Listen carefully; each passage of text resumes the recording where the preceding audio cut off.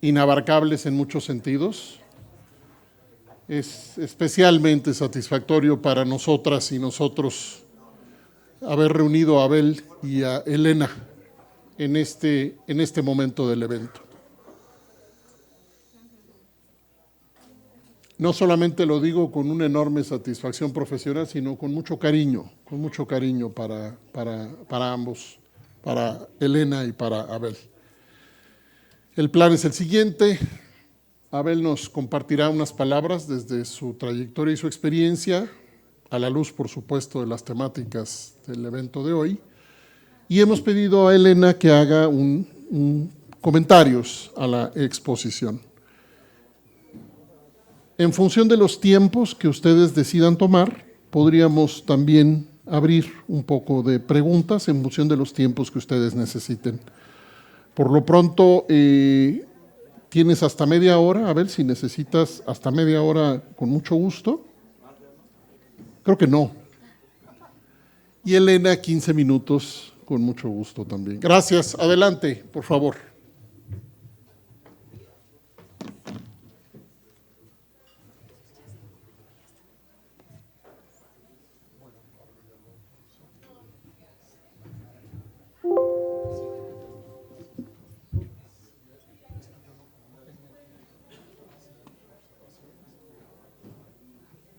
Buenos días a todas las compañeras, compañeros, amigos, colegas. Primero agradecer a Ernesto por la invitación que nos hizo. Muchas gracias a Ernesto por hacernos partícipes de esta conferencia. Quiero en primer lugar decirles que este trabajo que les voy a presentar es más la expresión de lo que hemos hecho a lo largo de 25 años en la montaña de Guerrero, cómo hemos estado acompañando a los pueblos, cómo hemos estado enfrentando los estragos de la militarización, cómo se ha organizado la gente, cómo ha luchado y cómo pues en esta disputa por un modelo de seguridad, los pueblos pues bien o mal siguen construyendo su propio caminar. Y en ese sentido, pues esta reflexión va desde la montaña de Guerrero, desde ahí, desde donde estamos, donde vivimos, donde trabajamos, y está más hecha desde esas historias. Por eso, bueno, pues tendrán sus limitaciones en mi presentación, pero sí quisiera expresar esto que estamos realizando allá en la región. Pues quisiera decirles, perdón.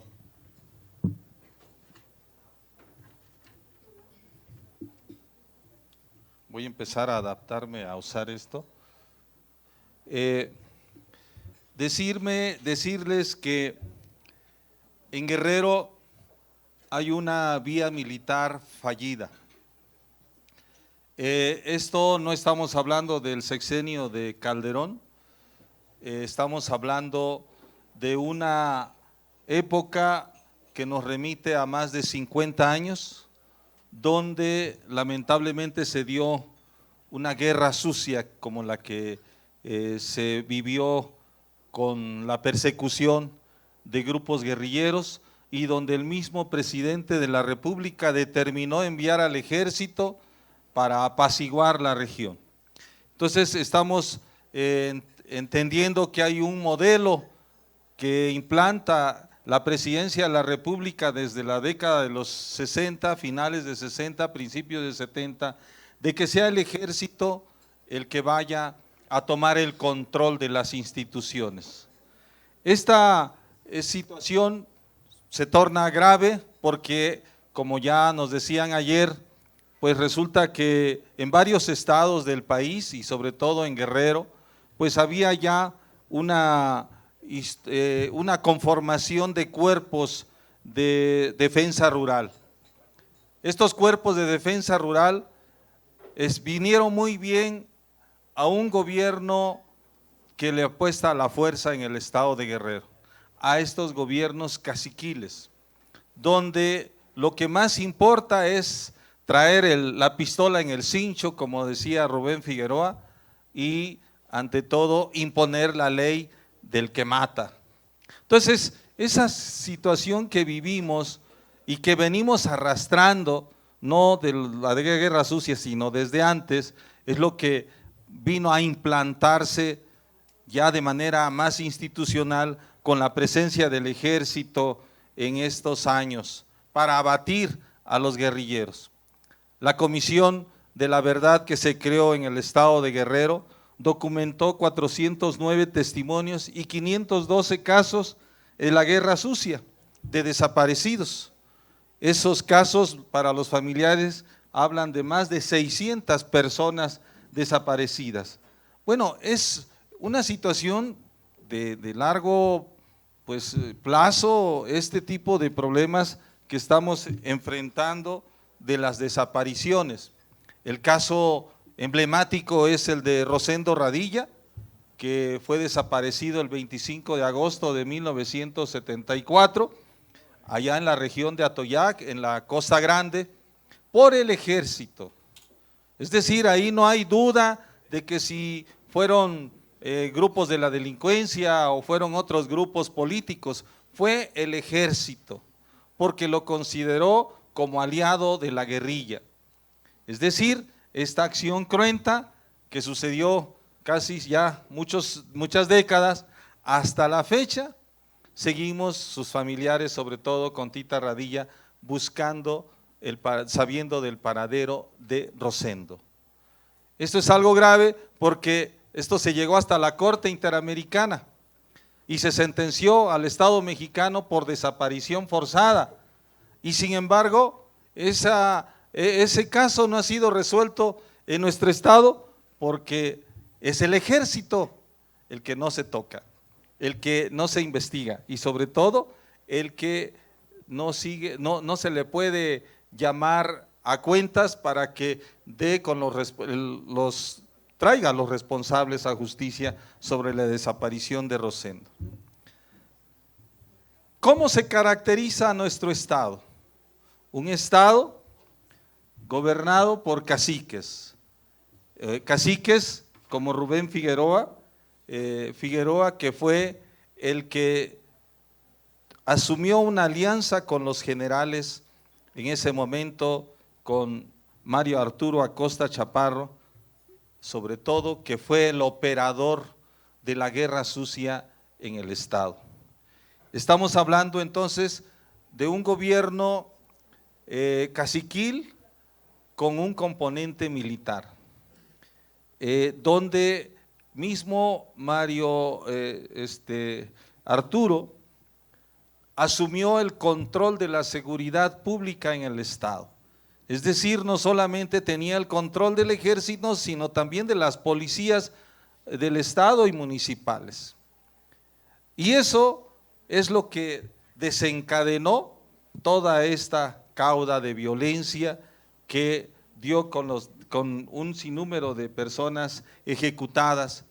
Se habla precisamente de los vuelos de la muerte, se habla de los desaparecidos en varios lugares de Taxco, de Iguala, donde el ejército hizo este tipo de operaciones. Y bueno, en este sentido, pues esta presencia del ejército avalada desde la presidencia de la República tuvo un arraigo en las regiones del estado, con estos caciques regionales.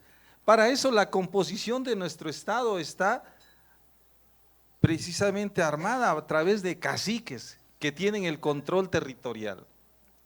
Y en ese sentido, este cacicazgo, este maridaje entre caciques, generales y miembros de la delincuencia es algo que se ha arraigado en nuestro estado, al grado que, por ejemplo, aquí tenemos al señor Rogaciano Alba, que es de la región de la Costa Grande, de allá de Atoyac. Bueno, él controlaba la sierra, controlaba la tala inmoderada de los bosques, pero al mismo tiempo entendimos que quien controla el bosque, quien controla la sierra, controla los negocios de la droga.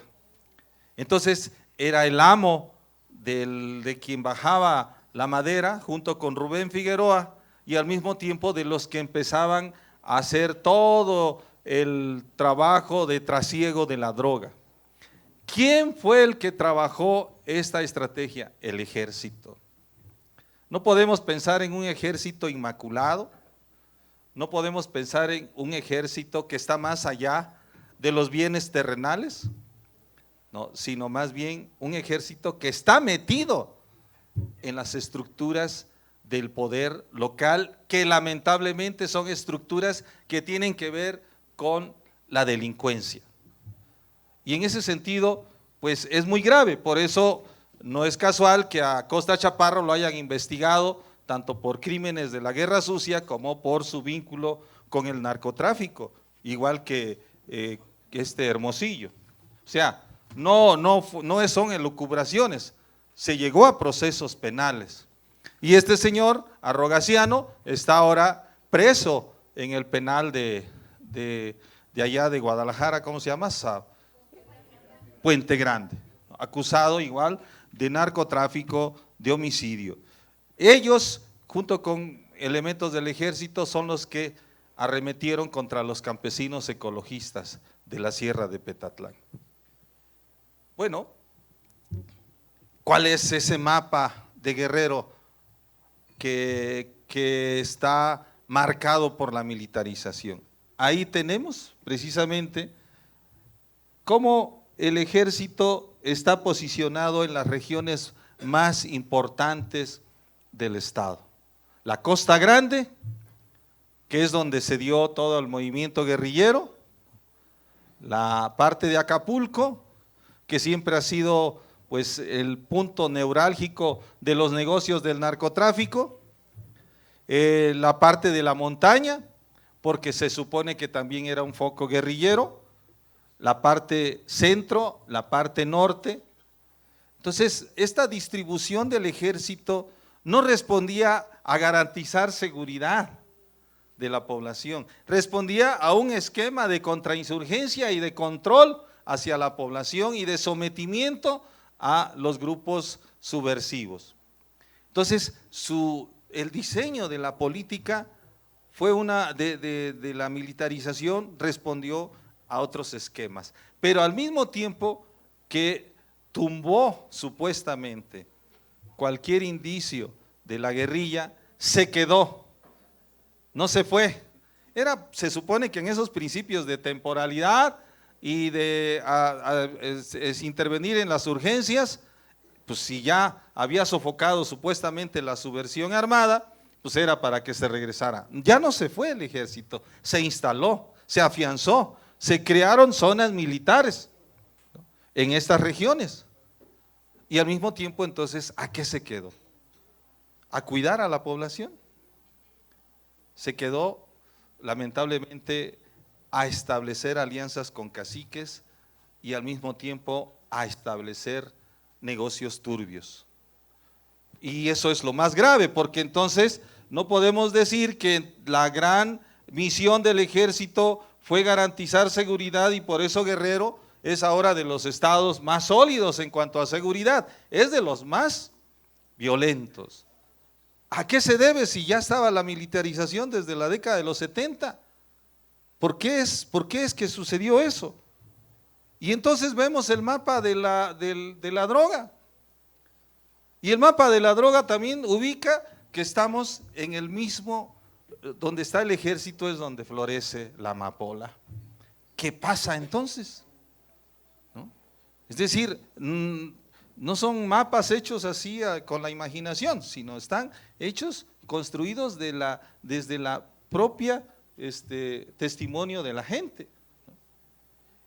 ¿Cómo es que, bueno, con Calderón se supone que vino a hacer la guerra el ejército contra las drogas, pero resulta que ahí donde están asentados, ahí es donde está el negocio de la droga? ¿Cómo es que se logró reproducir esta planta a lo largo y ancho de nuestro estado. También es un estado minero, y ahora estas concesiones mineras, que son de 50 años, también están asentadas una parte en la región centro, en la región norte, donde últimamente se está militarizando el estado. ¿Para qué el ejército en regiones mineras? Es decir, que hay un sinnúmero de funciones que está desempeñando el ejército, primero de contrainsurgencia, segundo por todo el tema del combate al narcotráfico, tercero donde se asientan empresas mineras. Ese es el papel. ¿Y dónde está entonces el tema de la seguridad para los pueblos? Y bueno,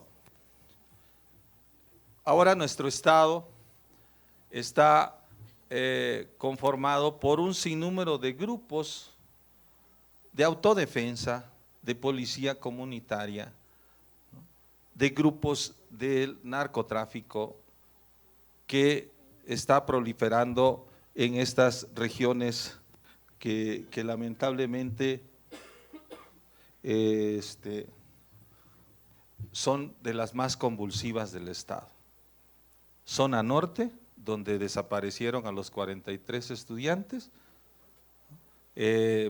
la parte del centro, Chilpancingo, el estado de Guerrero, donde baja la droga, Acapulco, donde llegan todavía los aviones y lanchas para la distribución de la droga que venía de Colombia para llevarla a Estados Unidos, Costa Grande, donde se tiene el corredor con Michoacán, luego la parte de la Tierra Caliente, que colinda también con Michoacán. Es decir, es el estado donde está asentado tanto el negocio de la droga como ahora grupos de autodefensa para defender el territorio, para disputar el territorio, y donde también se encuentra asentado el ejército. Entonces, ¿cómo podemos pensar que el ejército es una fuerza realmente que está logrando poner el control? Decíamos hace ratito, el ejército en sus diferentes etapas de su presencia en el estado, un punto central es la política de seguridad entendida como estrategia de contrainsurgencia.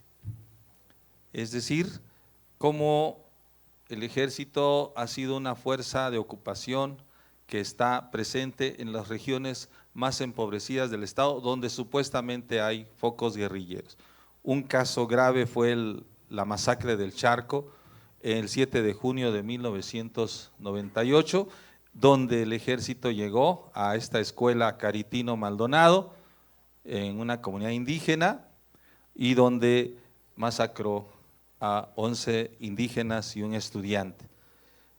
Obviamente que este caso no ha sido investigado por las autoridades, al contrario, detuvieron y torturaron a varias personas. La comunidad sigue estando olvidada, sometida, las viudas siguen en una situación muy grave, sobre todo de amenazas, de una pobreza extrema, y bueno, en este sentido, este tipo de acciones guerreristas del ejército, pues no han restablecido ningún orden, al contrario, son los que están generando este desorden. Y como dice una recomendación la CNDH, dice, las personas al ser detenidas por el ejército eran vendadas de los ojos e interrogadas y obligadas a declarar mediante amenazas, golpes, aplicación de corriente eléctrica en genitales y sometidas a vejaciones y malos tratos que las autoridades negaban sistemáticamente. Esta represión generalizada se vino dando desde aquellos años y se sigue reproduciendo hasta la fecha. También de una represión sistemática de parte del ejército con sus planes que implementó en diferentes momentos. El plan Telaraña 1971, precisamente para poder cercar al ejército, a la población que supuestamente apoyaba a la guerrilla. La operación Luciérnaga en el 73, la operación Cerco, la operación Cebú, la operación Ranchero, el plan Atoyac, donde ahí fue más cruento porque dieron cartillas a la población para poder dar permiso de entrar y salir a las comunidades y entregar víveres, es decir, era esa estrategia de aislar a la guerrilla. La operación Méndez y Ríos también, que se dio en el 2002 con los casos de las compañeras Inés Fernández y Valentina Rosendo. Ellas, Inés y Valentina, obviamente son sobrevivientes de tortura sexual por parte del ejército, son hechos cruentos que sucedieron en el 2002, ya en el marco tanto de la estrategia de contrainsurgencia como también en esta lucha contra el narcotráfico, ¿no? Y en estas comunidades, son comunidades pequeñas, en Barranca Bejuco, de donde es originaria Valentina, que es una comunidad en lo más recóndito de la montaña, y Barranca Tecuani, que es municipio de Ayutla.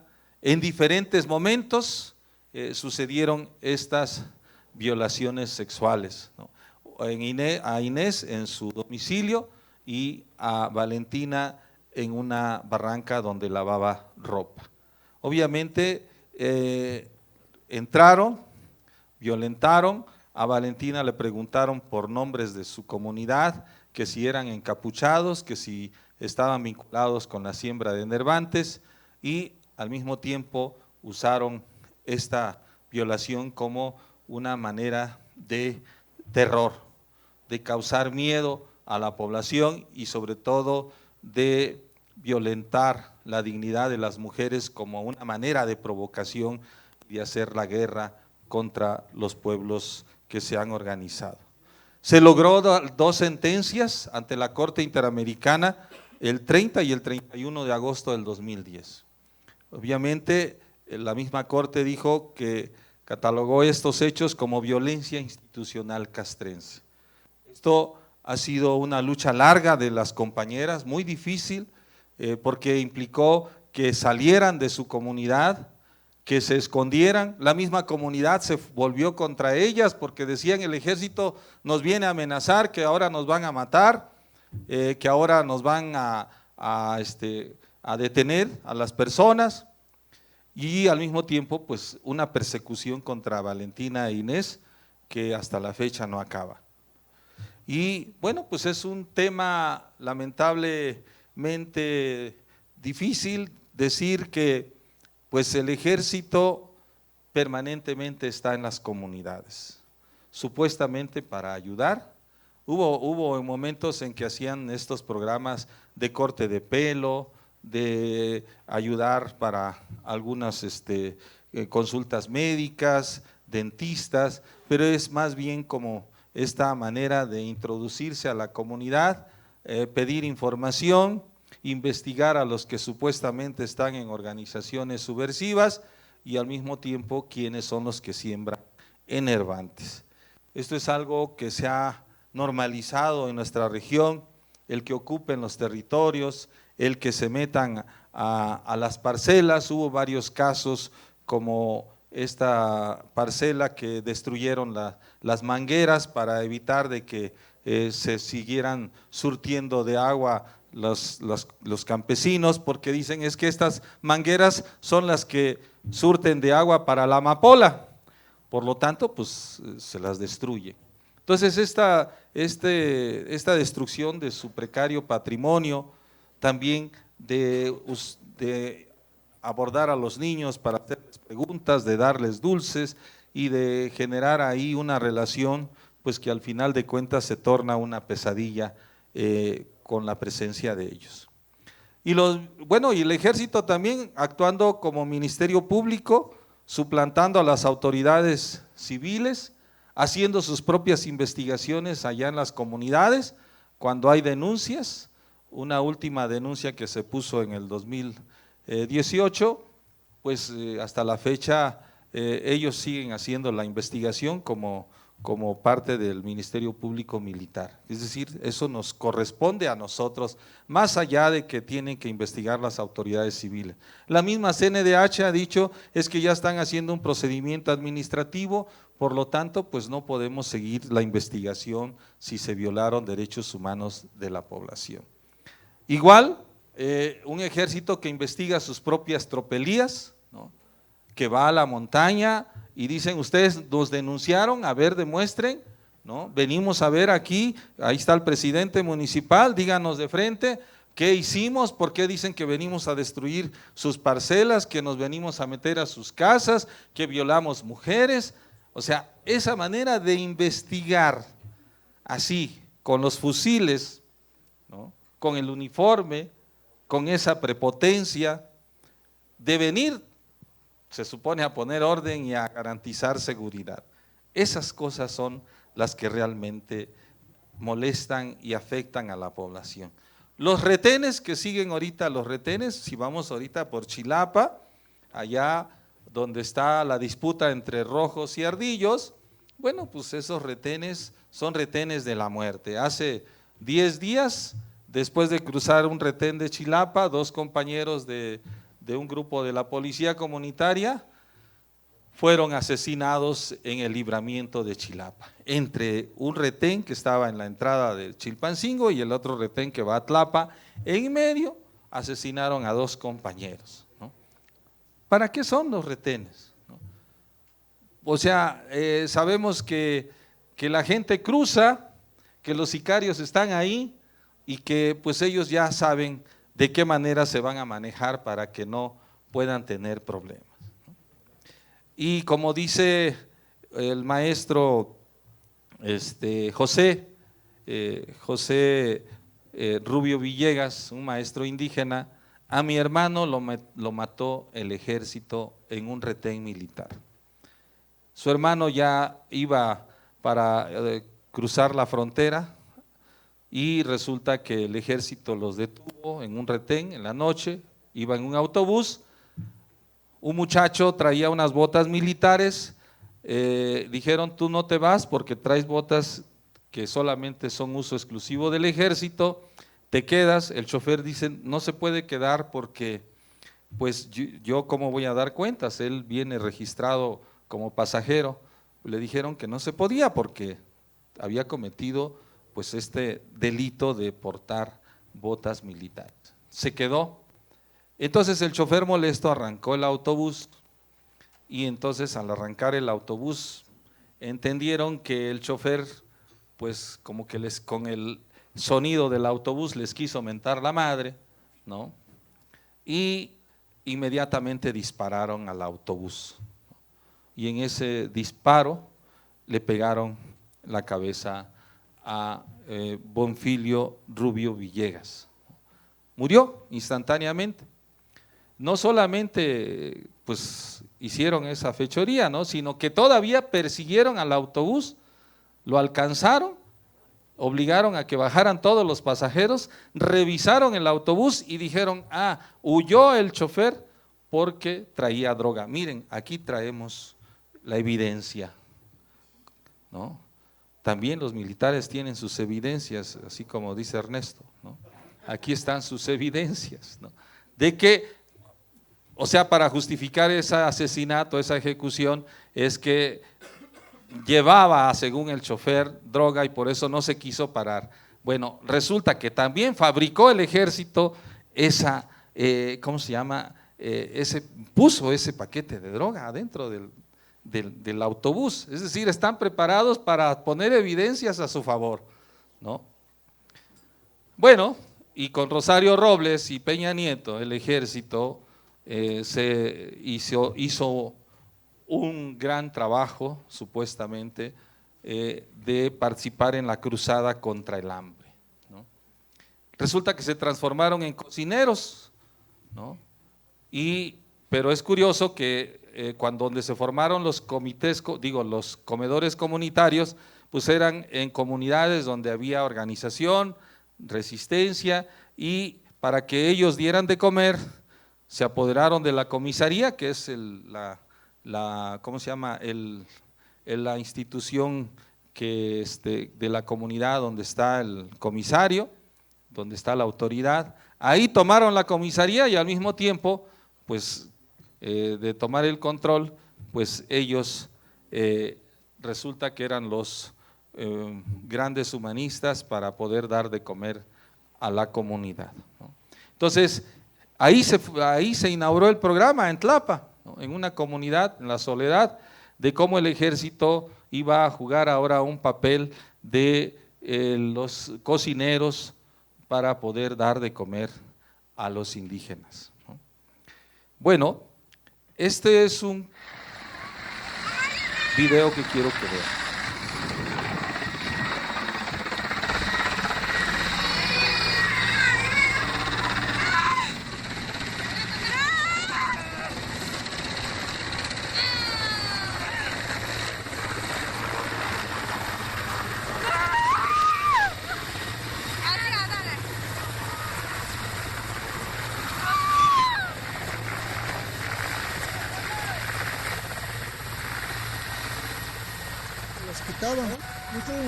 Pues el 6 de marzo bajaron con helicóptero y un equipo de 20 soldados los mandamos para Limón, que aquí no los queríamos.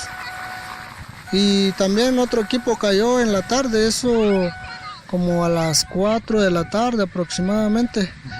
Y igual pues arriaron con la milpa y era lo único que hacían pues para sobrevivir aquí en este cerro, donde el maíz no se da tan fácil como por allá por donde hace calor. Aquí es muy temblado pues el terreno y no tenemos suficiente agua para regar mucho maíz. Cuando el rancho Limón nos dijo que venían los soldados de ese lado, el día 11 de presente mes. Ajá. Y pues nos reunimos y hicimos un equipo para ir a platicar con ellos para hacer un acuerdo que aquí no los ocupábamos. Como 10 carros fuimos. Llegamos allá como a las 8:30, a las 9. ¿A dónde? A Cerro, allá donde cerca del Rancho Limón. Uh-huh. El comandante, pues todos se presentaron. También nosotros, ¿no? Pues somos del pueblo de Santa Cruz Yucucani. Y pues le pedimos pues de favor de que se regresaran porque el pueblo pues no los ocupa, que nosotros estábamos bien. Y la gente pues estaba en orden. Y ya pues el soldado dijo que no, que tenían que pasar porque ellos tenían una orden. Pero la gente de aquí dijo que no los iba a dejar pasar porque y fue cuando todos los soldados pues se pusieron pues sin decir nada, más que nos dijo que nos quitáramos porque iban a pasar. Y a empujones nos empujaron, niños, mujeres, hombres, todos los que estábamos ahí éramos pues más o menos unas 500 personas. Carros los quitaron a empujones, a las mujeres los atacaron con garrotes y pues a unas otras embarazadas golpeó. Pues nos traían arreando como si fuéramos animales. Algunas señoras como usan chanclas pues y se salieron sus chanclas y pues se vinieron caminando. Algunas otras personas traían radio pues para comunicarse con sus familiares, pues no es nada ilegal pues traer un radio.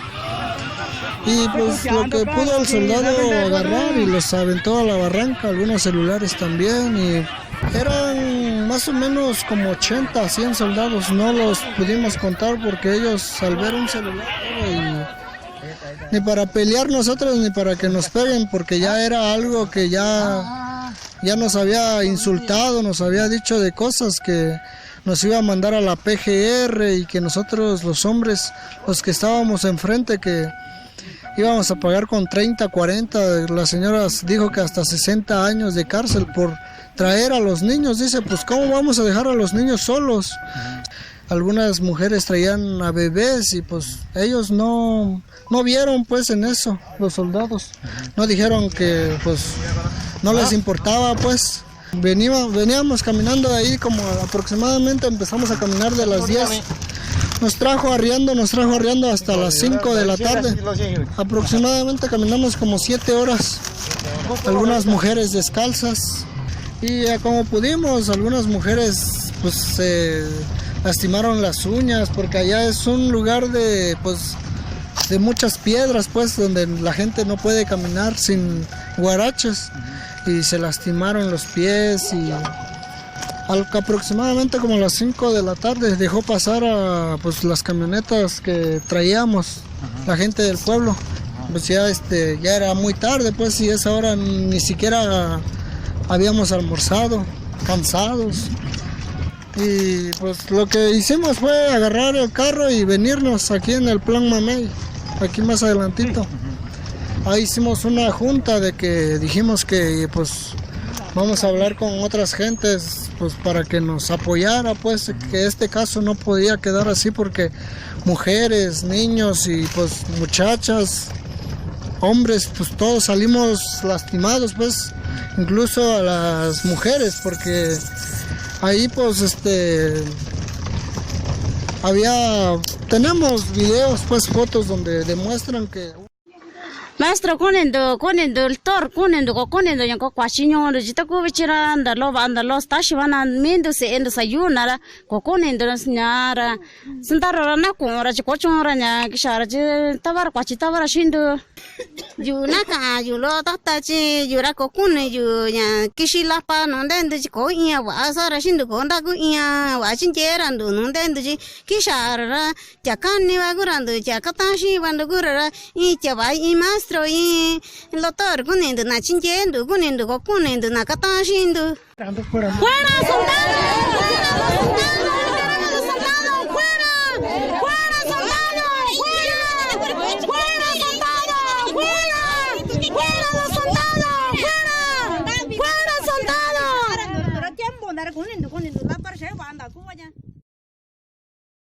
No queremos ejército, por eso fuera soldados en un contexto de mucha indefensión, es decir, ¿cómo vamos a defender a esta gente? ¿Cómo vamos a lograr equilibrar esta situación que es demasiado grave? Bueno, con esto quiero ir cerrando y la última denuncia que pusimos contra el ejército porque destruyó unas huertas de aguacate, porque el ejército justifica, es que la gente nos quiere sacar porque hay amapola, porque pues están cometiendo delitos. Y bueno, también le pusimos una denuncia y en su carpeta de investigación del ejército responden y dicen que el Centro de Derechos Humanos de la Montaña es una organización de fachada del grupo subversivo Ejército Revolucionario del Pueblo Insurgente vinculada con Jacobo Silva Nogales, que el 19 de junio presentó un libro en la ciudad de Chilpancingo en el que se caracteriza por buscar el desprestigio de las Fuerzas Armadas y la obtención de un beneficio económico. Víctima u ofendido, la sociedad militar, ¿no? O sea, es una forma de cómo ellos investigan, qué visión tienen de la sociedad, qué visión tienen de los organismos de derechos humanos, qué visión tienen de las comunidades, ¿no? Ellos siguen haciendo su propia investigación. Es decir, el Ministerio Público Federal ha quedado supeditado. Y bueno, pues en medio de toda esta avalancha de la militarización, vemos que en Guerrero pues hay una asociación que hasta la fecha sigue fuerte, la Asociación de Familiares de Detenidos, Desaparecidos y Víctimas de Violaciones a Derechos Humanos, que exigen que haya justicia y castigo contra los militares por las desapariciones. Se hizo con Fox una fiscalía especial para movimientos sociales y políticos del pasado que se investigaron casos, la mayoría del estado de Guerrero, junto con después en otro momento que se creó en el 2012 la Comisión de la Verdad del Estado de Guerrero, que también es un informe que nadie ha hecho caso, que ahí está y que demuestra todos los daños que se ocasionaron en la guerra sucia. Obviamente que hay un trabajo que se ha hecho con varias organizaciones de litigio internacional, se tienen ya varias sentencias de la Corte Interamericana, el de Rosendo Radilla, que se logró en noviembre del 2009 por desaparición forzada por parte del ejército, de Inés Fernández en el 2010 por tortura sexual, Valentina Rosendo igual, 2010, tortura sexual, Campesinos Ecologistas también por tortura en noviembre del 2010, y que todo esto ha ayudado, abonado para que haya una reforma al Código de Justicia Militar en el país. También se han hecho denuncias públicas contra las incursiones militares y las violaciones a los derechos humanos, las denuncias penales y quejas ante la Comisión Nacional, la búsqueda en cuarteles militares de las personas desaparecidas, sobre todo el caso Radilla, la conformación de colectivos de familiares de personas desaparecidas y asesinadas, que es una lucha muy importante, muy fuerte, muy vigorosa, la resistencia comunitaria contra la presencia militar, como estas escenas lamentables donde la gente indefensa tiene que enfrentar a una fuerza castrense que se impone por encima de los derechos de los pueblos, los colectivos de buscadoras y buscadores de familiares de desaparecidos. Son formas de cómo la gente enfrenta. Ahí falta tener a la comunidad académica para que pudieran ayudar a esta lucha contra la militarización. La Guardia Nacional entonces es una nueva reedición de esta guerra sucia, es volver a darle más fueros al ejército en términos prácticos, es un renovado pacto de impunidad, de que no se ha castigado a nadie, o sea, una Guardia Nacional que hace tabula rasa de este pasado, de esta historia, y decir, bueno, que siga la fiesta de la militarización, o sea, que siga así, con ese pacto de impunidad, con los caciques que no han rendido cuentas por qué tantos desaparecidos, por qué tanta amapola en Guerrero cuando están ahí para combatirla, por qué tanto crimen, por qué tantos asesinatos. ¿Quién va a dar cuentas? ¿Quién tiene que dar cuentas? ¿Quién le va a exigir a que den cuentas? Esa es la nueva supremacía del poder militar en la Cuarta Transformación. ¿Para allá es la Cuarta Transformación? ¿Ese es el modelo que necesitamos? Nuestra apuesta es por la vía civil. Muchas gracias.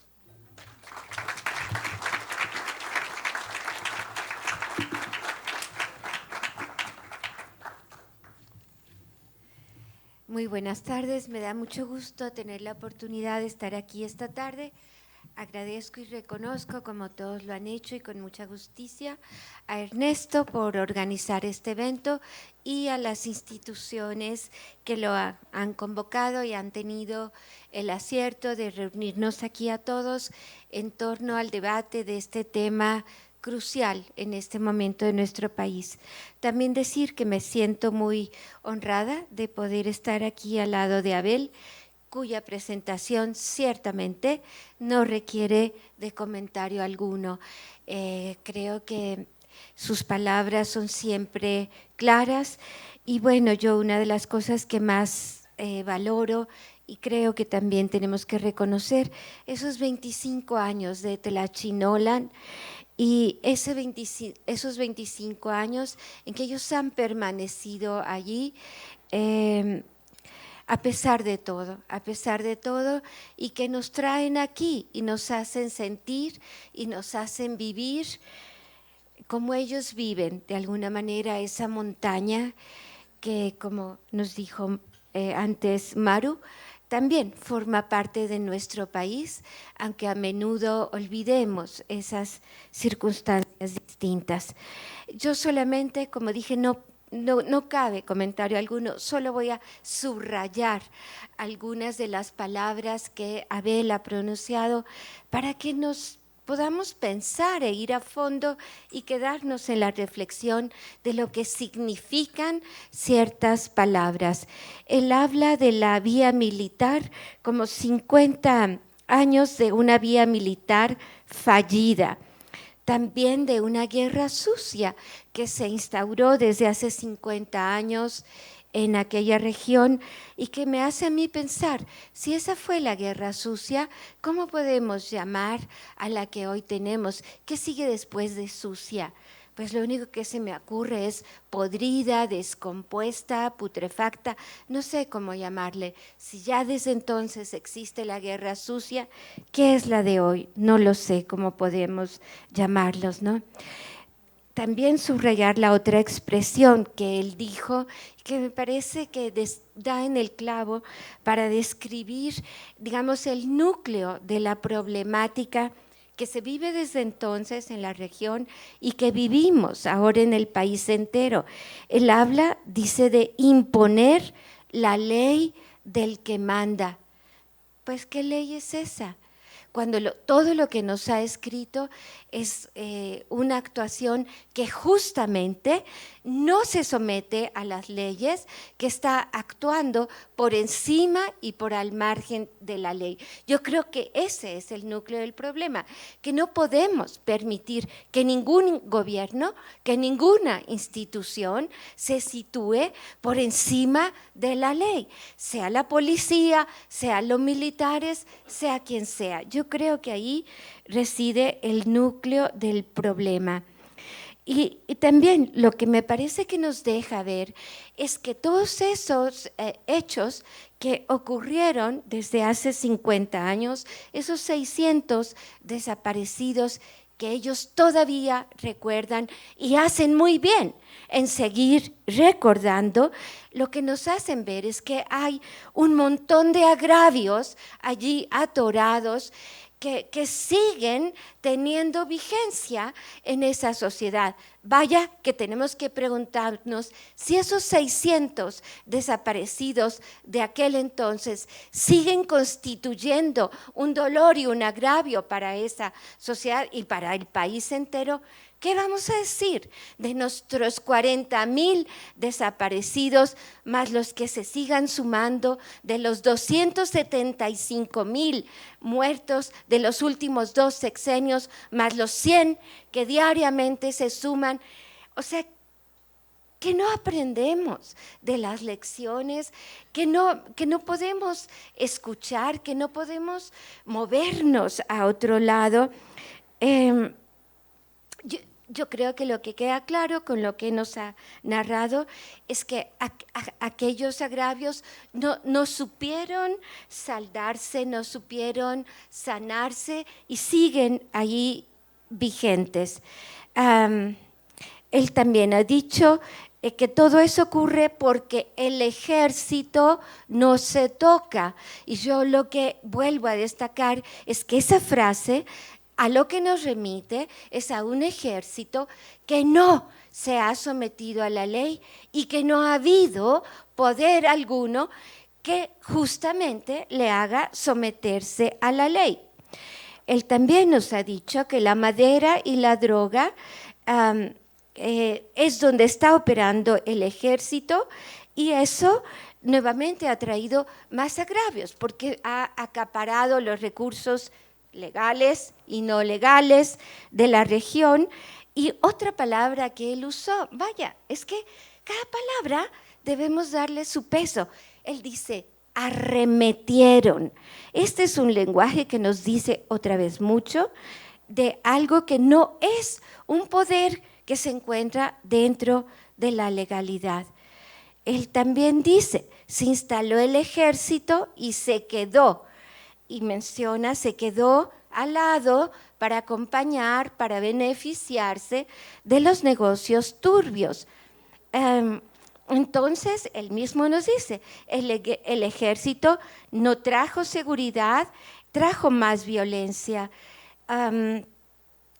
Y lo que se reprodujo también nos ha dicho es la guerra, es el mando ilegal, se reprodujeron los enfrentamientos, la pobreza, el dolor, e insisto, los agravios. Y él habla ahora de autodefensas, policías comunitarias, toda una gama de personajes que ya los hemos oído en otros lugares, cuando hablaban de la guerra colombiana y los paras y contraparas y recontraparas. Bueno, es así que van surgiendo unos cuerpos y otros porque la ley no alcanza para proteger, entonces van surgiendo cuerpos que lo único que intentan es hacerse justicia por propia mano porque no encuentran un Estado que pueda dar respuesta a sus problemas. Nos habla también de un ejército que, bueno, qué cobardía, también abusa de las mujeres.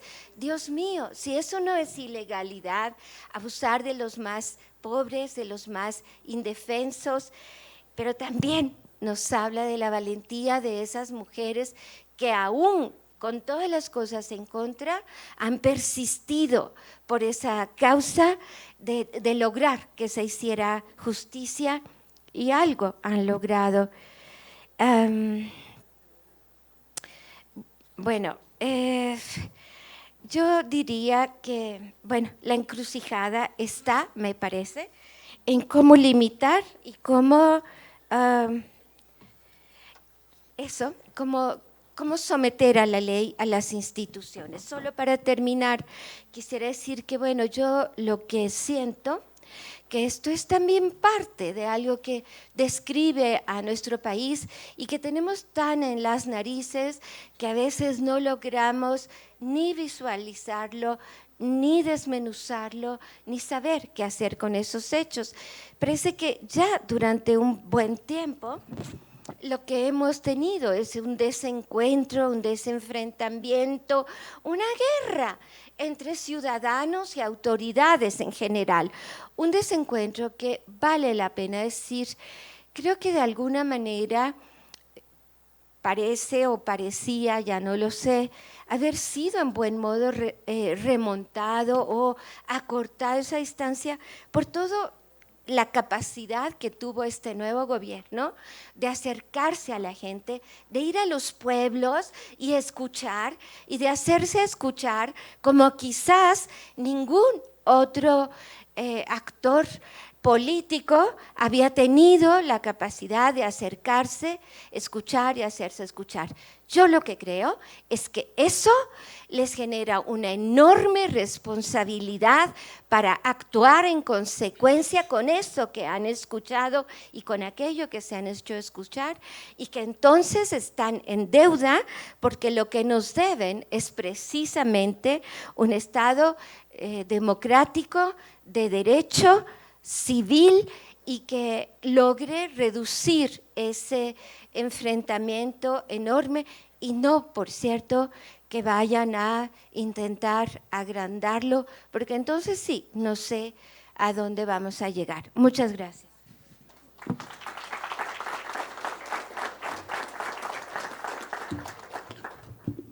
Abrimos un breve espacio, como en todos los casos, para 3 preguntas. ¿Quién está por aquí ayudándonos con los micrófonos, por favor? Van a ser 3 y después vamos a pasar a la mesa de conclusiones. Adelante, por favor. Tengo una reflexión nada más. Abel, no se sienta mal por lo que le voy a decir, al contrario, voy a tener la oportunidad de leer todo lo que se ha escrito de Guerrero. Yo soy de Tierra Caliente y es apasionante todo lo que pasó. Sin embargo, quisiera que ahorita que visualizamos las imágenes, no se tratara de crear un estigma del ejército. ¿Qué veo ahí? Y ahorita lo quiero decir con qué lo relaciono. Lo que veo ahí son hombres del ejército y tal vez mujeres, no lo sé, obedeciendo y disciplinados y el cumplimiento de una instrucción. ¿Y a dónde quiero llegar? A la Guardia Nacional. Esta imagen es preocupante y no quisiera verlo, que nada más se viera de forma, sino de fondo. Veo hombres y mujeres cumpliendo órdenes, disciplina. El día de ayer, el representante de la Secretaría de Seguridad, y para ser exacto, del Gobierno Federal, en su discurso refirió que la Guardia Nacional se constituyó por ABC, derivado de que las policías nos faltaba disciplina. Y ahorita Me preocupa que si la disciplina se refiere a esto. Y a eso yo me gustaría que reflexionáramos más que ver el cumplimiento de una instrucción. Conozco tal vez una parte de la historia, de lo que hicieron en el pasado o se sigue haciendo, pero me preocupa más el discurso del representante del gobierno federal y de la Secretaría de Seguridad cuando dijo, es que la Guardia se construyó por… derivado de que las instituciones policiales y civiles no tienen disciplina. No sé si la disciplina se refería a la obediencia por encima de las violaciones de derechos humanos. Muchas gracias. Gracias. 2 intervenciones más. Por allá, Carlos Galindo, y luego por acá. Gracias. Abel, te agradezco mucho la exposición. Gracias por compartirnos estas experiencias tan personales y toda mi solidaridad con ustedes. Y quería agradecerte particularmente que mencionas el problema de la siembra de drogas como evidencia y cómo las fuerzas del orden utilizan como pretexto entrar a destruir cultivos y plantaciones, porque como yo lo entiendo, pues esto nos habla de la importancia que tiene la prohibición de las drogas y de la guerra contra las drogas en México, y cómo cuando discutimos y hacemos estos congresos sobre seguridad, todavía es bien importante hablar de las leyes de prohibición, porque como decía el compañero, están cumpliendo órdenes de ir a destruir los cultivos, y cómo la ley que prohíbe totalmente los cultivos en México da pie para estos pretextos de violaciones humanas, y cómo al mismo tiempo estamos importando medicinas hechas de amapola y de cannabis en este país. Tengo entendido que el Congreso de Guerrero ya metió varias iniciativas para legalizar las plantaciones de amapola y poder producir analgésicos en México. Y quería preguntarte qué opinan ustedes allá con su organización y en la montaña de Guerrero acerca de estas propuestas de legalización de la amapola. Por acá. Una más. Gracias. Y luego vamos con ustedes, Abel y Elena, quien quiera responder desde luego. Adelante. Muchas gracias. Pues, Abel, a mí me gustaría que nos comentaras lo que se puede comentar a raíz de este informe de la Fiscalía Militar, de la última denuncia a la que haces referencia. ¿Qué estrategias están haciendo? ¿Con qué apoyo cuentan por parte del Mecanismo de Defensores de Derechos Humanos o qué ha hecho el gobierno respecto a esto para apoyarlos? Gracias. Abel, por favor.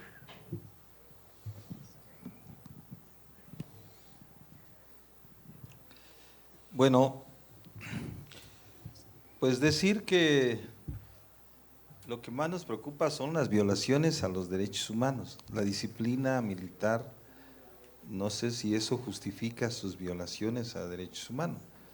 Y no sé si esa disciplina que tienen es violentando los derechos humanos.